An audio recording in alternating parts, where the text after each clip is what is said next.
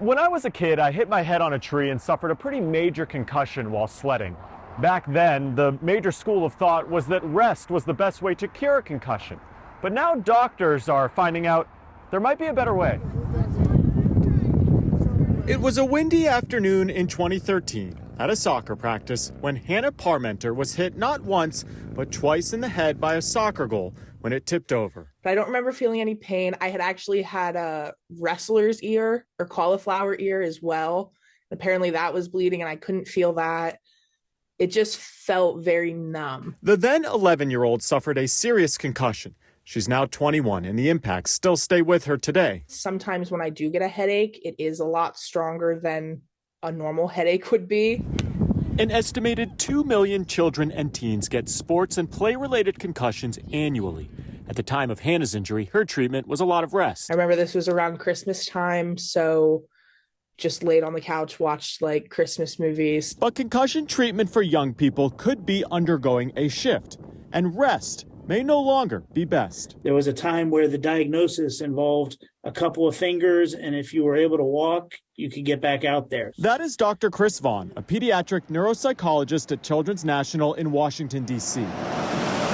He works with kids on a daily basis who have suffered concussions. Fortunately, the majority of brain injury overall falls into the relatively milder category. Over the years, Dr. Vaughn and his colleagues started noticing something.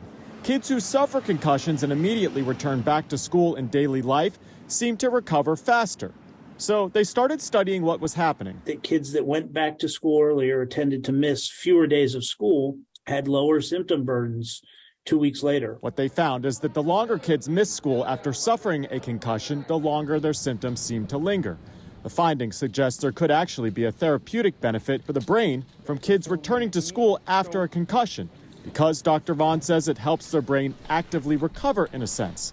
All of the findings were recently published in a new study. I hope that it reinforces a message that has been growing over the last 8 to 10 years, which is that there really are things that we can do to help treat kids with concussion. This is not a wait until it gets better type of injury. Dr. Vaughn and his colleagues are recommending parents with kids who suffer from concussions push socialization, reduce stress from not missing too much school, maintain a normal sleep-wake schedule, and return to light to moderate physical activity. This important message that we don't want to just put kids in a dark room or have them sit at home and wait until they don't feel any difficulty concentrating or any anxiety. It was hard for people to understand what was happening because I looked fine on the outside. As for Hannah Parmenter, she still thinks about that day in 2013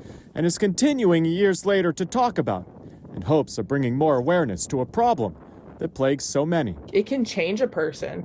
It changed me during that time. Chris Conti, Scripps News, Washington.